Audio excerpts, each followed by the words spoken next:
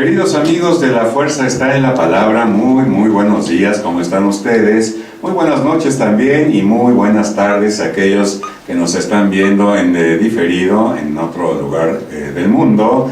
Bueno, pues ahora miércoles son las 11:16, es el día 14 de septiembre del 2016 y veremos hoy el domingo 25 del tiempo ordinario, ciclo C, en un evangelio preciosísimo, en un evangelio que habrá que pues consultar la tradición, que es la otra autoridad del catolicismo. Uno es las Sagradas Escrituras y la otra son pues es la tradición de toda nuestra iglesia. Así que vamos a consultar un poquito a los padres de la iglesia qué es lo que pensaban acerca de este preciosísimo evangelio, pero que también es desconcertante y que hay que buscar cuál es la enseñanza, qué es lo que nos quiere transmitir el autor principal, que es Dios nuestro Señor, y el autor secundario, que pues vendría a ser en este caso Lucas, porque cada vez que abrimos un libro de la Sagrada Escritura, cada vez que leemos durante la celebración eucarística, decimos del Evangelio según San Lucas, y al concluir la lectura, pues decimos Palabra de Dios. Con esto queremos admitir que el autor principalísimo, pues es Dios quien inspira a todos los geógrafos a escribir pues todo lo que el Señor quiere que se transmite, pero que respeta el género literario, el momento histórico también, y la personalidad, el temple, el carácter de cada uno de estos escritores sagrados. Así que la palabra de Dios, como principal autor, pues también tiene a un autor secundario, que es el autor humano, y en este caso es San Lucas. Bueno, pues ya estamos, queridos amigos, en la emisión 201 de La Fuerza está en la Palabra. Bienvenidos todos ustedes y muchas gracias a todos los países que nos ven semana a semana. Les mando un saludo y un abrazo en Cristo a México, a Estados Unidos de América, a Alemania, a España, Argentina, muchas gracias, Colombia, Filipinas, Chile, gracias, Venezuela, hermanos de Venezuela, muchas gracias, a Bolivia, a Perú, a China, también allá en China nos ven, en Cuba, a Guatemala, a Haití, a India, a El Salvador, a Ecuador, a Panamá, a Puerto Rico, a Costa Rica, a la República Islámica, allá en Irán, pues también ahí también nos están viendo. Muchas gracias también a Honduras, a República Dominicana, República Italiana, a Nicaragua, también en Sudamérica, Brasil, a Uganda, a Sri Lanka, Ciudad del Vaticano, hombre, muchas gracias amigos de Ciudad del Vaticano, Taiwán, a Yemen, a Malasia, a Bangladesh, a Uruguay, a Indonesia, a España. Bueno, pues muchas gracias a todos estos países y estén ustedes pues seguros que vamos a hacer una oración muy especial por ustedes que nos ven y también por las personas que no nos ven. Vamos a hacer nuestra oración y centrados en la liturgia eucarística del próximo domingo, que será el domingo 25, vamos a hacer la oración colecta que nos va a decir acerca de qué va a tratar este evangelio. Señor Dios, que has hecho del amor a ti y a los hermanos la plenitud de todo lo mandado en tu santa ley, concédenos que cumpliendo tus mandamientos merezcamos llegar a la vida eterna. Por nuestro Señor Jesucristo. Amén. Y vamos a ver qué clase de mandamientos, qué es lo que quiere el Señor precisamente con este relato que pues superficialmente podría causar un poco de sorpresa de cómo es que el Señor lo trata. Vamos directamente a escuchar el Evangelio, si nos hace favor Beto de ponerlo, a quien saludamos y también pues aquí está muy cerquita, le damos un abrazo en Cristo. Vamos a escuchar el Evangelio.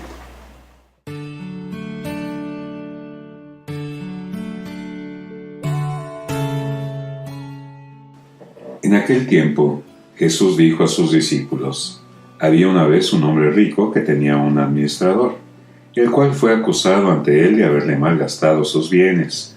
Lo llamó y le dijo: ¿es cierto lo que me han dicho de ti? Dame cuenta de tu trabajo, porque en adelante ya no serás administrador. Entonces el administrador se puso a pensar: ¿qué voy a hacer ahora que me quitan el trabajo? No tengo fuerzas para trabajar la tierra y me da vergüenza pedir limosna. Ya sé lo que voy a hacer, para tener a alguien que me reciba en su casa cuando me despida. Entonces fue llamando uno por uno a los deudores de su amo. Al primero le preguntó: ¿cuánto le debes a mi amo? El hombre respondió: 100 barriles de aceite. El administrador le dijo: toma tu recibo, date prisa y haz otro por 50. Luego preguntó al siguiente: ¿y tú? ¿Cuánto debes? Este respondió: 100 sacos de trigo. El administrador le dijo: toma tu recibo y haz otro por 80. El amo tuvo que reconocer que su mal administrador había procedido con habilidad, pues los que pertenecen a este mundo son más hábiles en sus negocios que los que pertenecen a la luz. Y yo les digo: con el dinero tan lleno de injusticias, gánense amigos que cuando ustedes mueran lo reciban en el cielo. El que es fiel en las cosas pequeñas, también es fiel en las grandes. Y el que es infiel en las cosas pequeñas, también es infiel en las grandes. Si ustedes no son fieles administradores del dinero, tan lleno de injusticias, ¿quién les confiará los bienes verdaderos? Y si no han sido fieles en lo que no es de ustedes, ¿quién les confiará lo que sí es de ustedes? No hay criado que pueda servir a dos amos, pues odiará a uno y amará al otro, o se apegará al primero y despreciará al segundo. En resumen, no pueden ustedes servir a Dios y al dinero.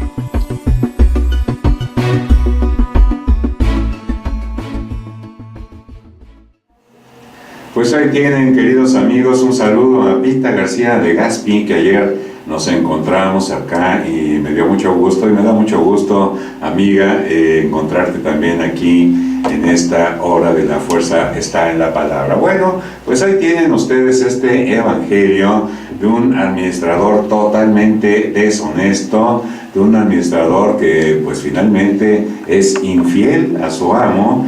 Y pues ya sabemos que Lucas tiene entre sus argumentos preferidos el del valor de la pobreza y del peligro de las riquezas, al grado que su evangelio podría llamarse Evangelio de los pobres. En el pasaje de hoy, el público al cual se dirige Jesús es diverso de aquel público hostil del domingo pasado. Ahora habla a sus discípulos, les propone una historia de la cual completa la interpretación con otros dichos, la parábola que es exclusiva de Lucas y que probablemente fue sugerida por algún acontecimiento real, es de aquellas parábolas difíciles de entender. Muchos se preguntarán: ¿cómo ha podido Jesús aprobar este comportamiento de este administrador deshonesto, haciendo elogio de un hombre que al mismo tiempo pues es estafador y falsificador? Hay que aclarar de inmediato que esto no es el meollo de la palabra, en la cual Jesús pues califica explícitamente a esta persona de mal administrador. Así es, mal administrador. ¿Qué esto quiere decir? Deshonesto. Y para evitar este malentendido, el diálogo continúa con otras enseñanzas sobre el dinero y las riquezas. Un terrateniente delega la administración de sus bienes a un fulano.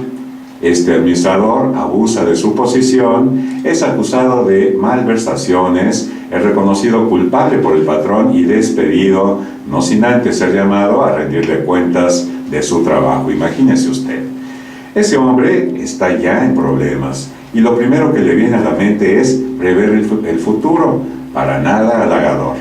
No pudiendo esperar en la benevolencia de su jefe, toma una decisión: buscar aliados de la parte de sus clientes. Pues aquí tienen esta experiencia de este administrador infiel, de este administrador deshonesto, que estaba pues haciendo fraudes con lo que le correspondía a su patrón, y busca él, en el momento que se entera de que su patrón ya conoce los hechos y de que es inminente que lo va a correr, bueno, pues él se le ocurre no pedir perdón al patrón, se le ocurre buscar aliados de la parte de sus clientes. Y acostumbrado a dirigir y a mandar, sabe muy bien que no puede coger una pala o un asadón y volverse campesino. Su condición no se lo permite, y mucho menos hacerse pordiosero. No le queda otra salida que buscar ayuda a su nivel. La parábola pone 2 ejemplos. A un deudor que debía 100 barriles de aceite, le reduce la cantidad a 50, y a otro que le debía 100 sacos de trigo, hace renovar la deuda por 80. El amo tuvo que reconocer a su mal administrador. En estas palabras está lo difícil de la interpretación del texto. Sí, uno se queda ahí con un sabor de boca de cómo es que el amo está reconociendo la actitud del administrador. Vamos a ver el porqué. Bueno, pues en estas palabras está lo difícil de la interpretación, decimos, del texto, y por otra parte perfectamente equilibrado. Junto a la alabanza encontramos la calificación de mal administrador aplicada a ese hombre. Él es considerado como un estafador. La alabanza se refiere únicamente a la manera con la cual ha sabido salir del apuro. Sin embargo, aun si el género parabólico no es ajeno a elementos aberrantes, para ayudar a la finalidad de la enseñanza que quiere transmitir, pues se hace extraño que el amo no tenga en cuenta el último fraude de que ha sido víctima. A este propósito, algunos estudiosos recurren a las costumbres del tiempo en materia de administración. Fíjense usted qué es lo que sucedía en aquel entonces. Bueno, pues los administradores no recibían del patrón un salario, sino que le era permitido entenderse con los clientes. Los bienes del patrón se consideraban como dados en préstamo, y sobre ellos el administrador sacaba un interés para su propio beneficio, algo similar a lo que hacía el publicano Mateo y todos los publicanos, en los que ellos pues recaudaban los impuestos para Roma, pero adquirían un extra que ellos se lo quedaban, y era pues una manera de honorarios o a manera de su salario. Pues en realidad este interés pues sí era un abuso, estaba prohibidísimo por la ley de Moisés, pero admitido por la costumbre. Bueno, pues ahí tienen esta pequeña introducción. Son las 11:29 y vamos a continuar desarrollando para desentrañar de este evangelio cuál es la enseñanza que quiere transmitir Jesús a través de su apóstol y de su escritor inspirado, San Lucas. Y vamos a recurrir un poquito a la Catena Áurea, comentarios de los padres de la Iglesia por versículos. Y por ejemplo, ayer celebrábamos a San Juan Crisóstomo. Bueno, pues hoy él da su opinión acerca de este preciosísimo evangelio. Y dice una opinión errónea, empieza por lo erróneo, agravada en los hombres que aumentan sus pecados y disminuye sus buenas obras, consiste en creer que todo lo que tenemos para las atenciones de la vida debemos poseerlo como señores, y por consiguiente nos lo procuramos como el bien principal. Pero es todo lo contrario, porque no hemos sido colocados en la vida, esta vida presente, como señores en su propia casa, sino que somos huéspedes y forasteros, llevados a donde no queremos ir y cuando no pensamos. El que ahora es rico, en breve será mendigo. Así que seas quien fueres, has de saber que eres solo dispensador de bienes ajenos, y se te ha dado de ellos uso transitorio y derecho muy breve. Lejos pues de nosotros el orgullo de la dominación, y abracemos la humildad y la modestia del arrendatario o casero.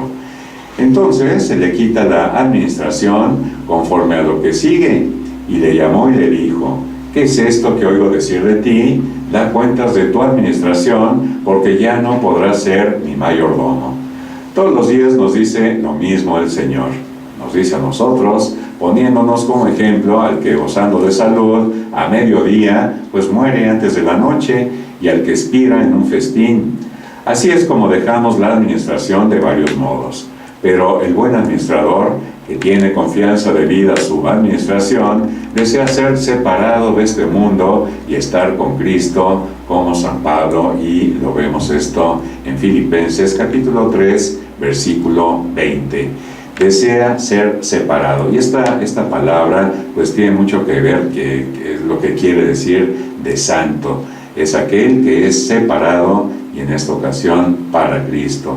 Y esto nos habla San Pablo en Filipenses capítulo 3, versículo 20. Mientras que él se fija en los bienes de la tierra, se encuentra lleno de angustia a la hora de su salida de este mundo. Por tanto, se dice de este mayordomo: entonces el mayordomo dijo entre sí, ¿qué haré yo? Porque mi señor me quita la administración. Cavar no puedo, mendigar me da vergüenza. Cuánta falta, y cuando falta fuerza para trabajar, es porque se lleva una vida perezosa. Nada hubiera temido en esta ocasión si se hubiera acostumbrado al trabajo. Si tomamos esta parábola en sentido alegórico, comprendemos que después que hayamos salido de esta vida, no será ya tiempo de trabajar. La vida presente es para el cumplimiento de los mandamientos y la venidera para el consuelo. Si aquí no hacemos nada, en vano esperamos merecer en la otra vida, porque ni el mendigar nos servirá. Prueba de esto son las vírgenes imprevisoras que en su necedad pidieron a las prudentes, pero nada alcanzaron. Lo pueden encontrar ustedes en Mateo 25. Cada uno pues se reviste de sus obras como de una túnica y no puede quitársela ya, ni cambiarla por otro. Pero el mayordomo infiel perdona a los deudores, sus compañeros, lo que le deben para tener en ellos el remedio de sus males. Sigue pues, yo sé lo que ha de hacer para que cuando fuere removido de la mayordomía me reciban en sus casas, porque todo el que previniendo su fin alivia el peso de sus pecados con buenas obras, perdonando al que debe o dando a los pobres buenas limosnas. Aquí el punto es que este mayordomo, pues todavía con el dinero y con los bienes que pertenecían a su amo, pues está dando pues esas dispensas a la gente que le debía dinero. Por lo tanto, pues seguía defraudando y seguía siendo deshonesto e infiel a su amo. Y el amo, bueno, pues se entera y sabe de esto y pues nos llama la atención de cómo el Señor reconoce la audacia y la astucia de este administrador deshonesto.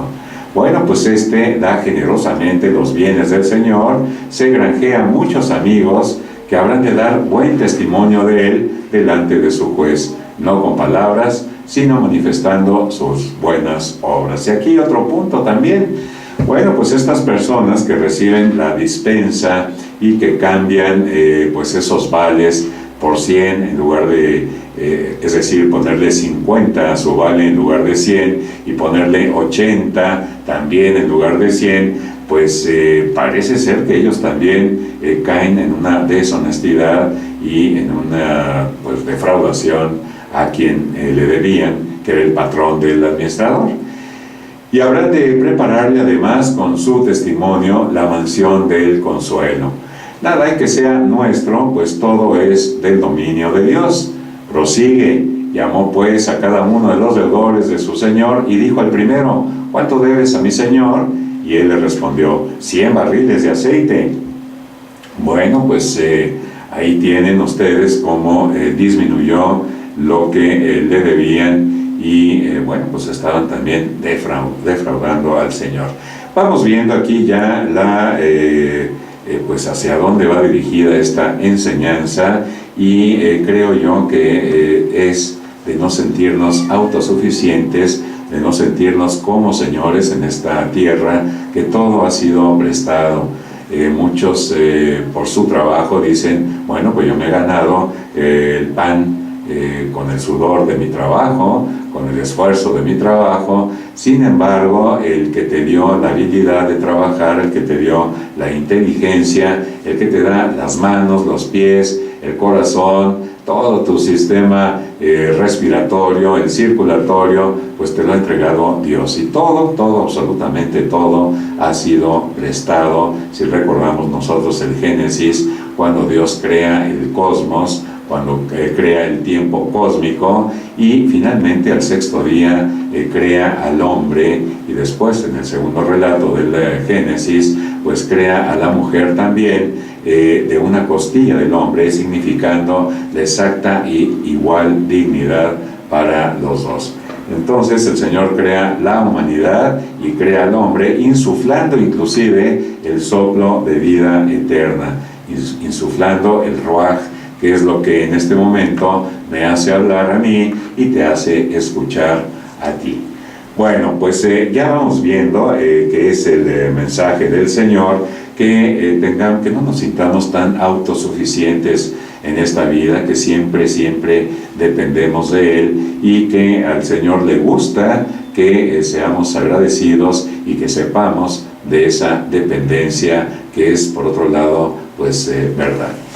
Otro padre de la iglesia, Beda. Bueno, pues él dice que después que el Salvador reprendió en 3 parábolas a los que murmuraban porque daba buena acogida a los penitentes, ahora añade la 4ª y después la 5ª para aconsejar la limosna, la moderación en los gastos, porque la buena doctrina enseña que la limosna debe seguir a la penitencia. Por esto, continúa, decía a sus discípulos, había un hombre rico. El arrendatario es el que gobierna la granja o caserío, por lo que toma el nombre de ella. El ecónomo es el administrador, tanto del dinero como de los frutos y de todo lo que tiene el Señor. Un barril entre los griegos, el ánfora, que contenía 2 cántaros. Cada cántaro es equivalente aproximadamente a 13.13 litros. Y prosigue, bueno, esto lo decimos como referencia nada más, y prosigue y le dijo, toma tu escritura y siéntate, y luego escribe 50, perdonándole así la mitad. Prosigue después, dijo a otro, ¿y tú cuánto debes? Y él respondió, 100 coros de trigo. Un coro tenía 30 medios de selemines. Él le dijo, toma tu vale y escribe 80, perdonándole la 5ª parte.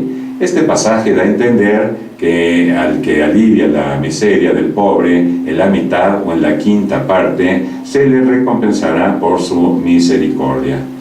Se llaman hijos de la luz e hijos de este siglo, como hijos del reino o hijos de la perdición, porque cada uno se llama hijo de aquel cuyas obras hace. San Agustín de Quast.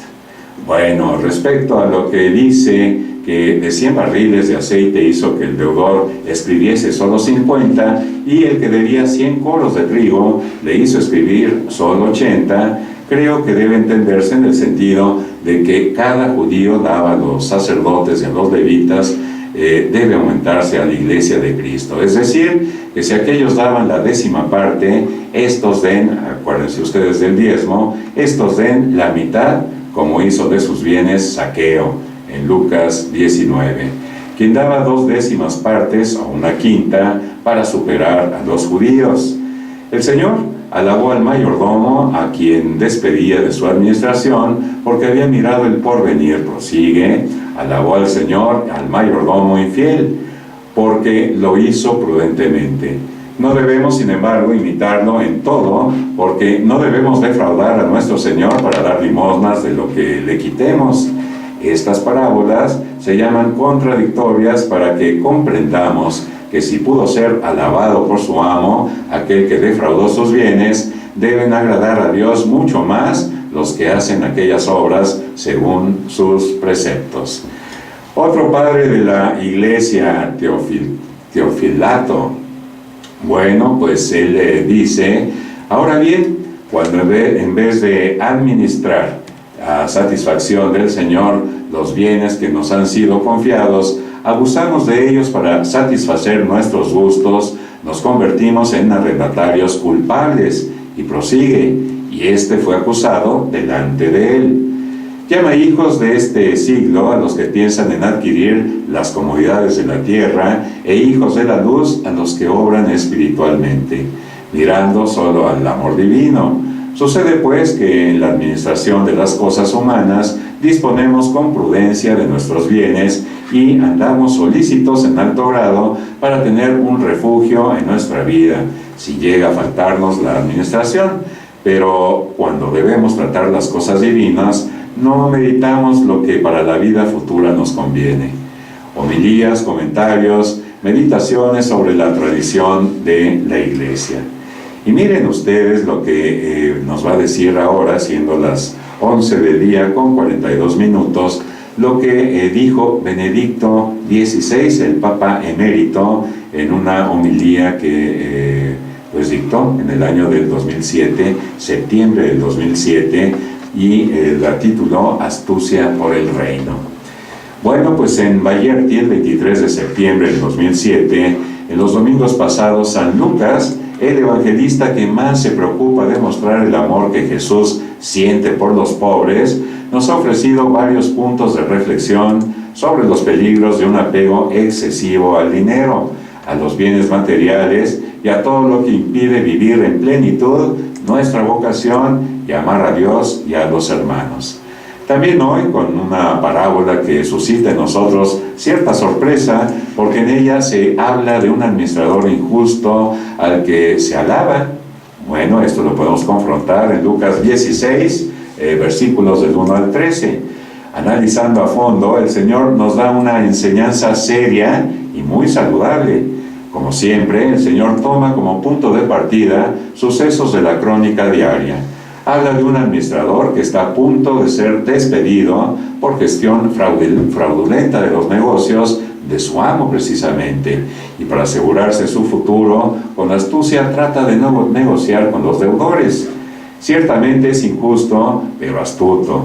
El Evangelio nos lo presenta como modelo a seguir en su injusticia, no en la injusticia, sino como ejemplo a imitar por su astucia previsora. En efecto, la breve parábola concluye con estas palabras: el amo felicitó al administrador, a este administrador que era injusto por la astucia con que había procedido. Lucas 16, 8. Pero, ¿qué es lo que quiere decirnos Jesús con esta parábola, con esta conclusión sorprendente? Bueno, pues inmediatamente después de esta parábola del administrador injusto, el evangelista nos presenta una serie de dichos y advertencias sobre la relación que debemos tener con el dinero. Y va aquí la enseñanza. Bueno, pues esta relación que debemos tener con el dinero y también con los bienes de esta tierra son pequeñas frases que invitan a una opción que supone una decisión radical, una tensión interior constante.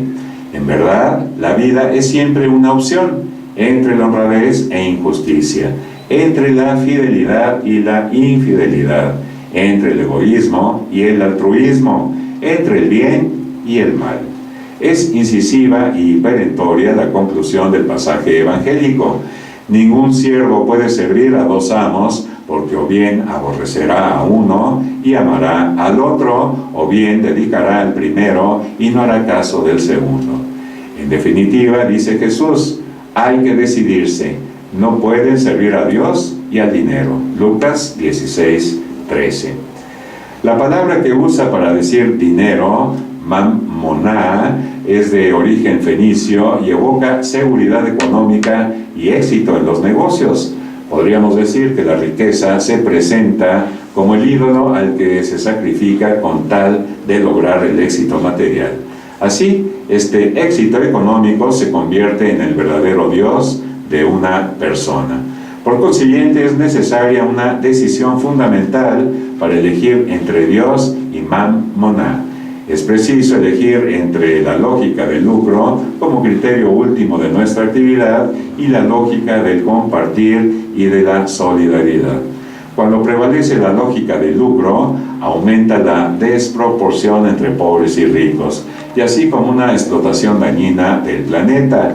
Por el contrario, cuando prevalece la lógica del compartir, de la solidaridad, se puede corregir la ruta y orientarla hacia un desarrollo equitativo para el bien común de todos. Pues en el fondo se trata de la decisión entre el egoísmo y el amor, antagónicos los dos. Decisión entre egoísmo y el amor, entre la justicia y la injusticia, en definitiva, entre Dios y Satanás.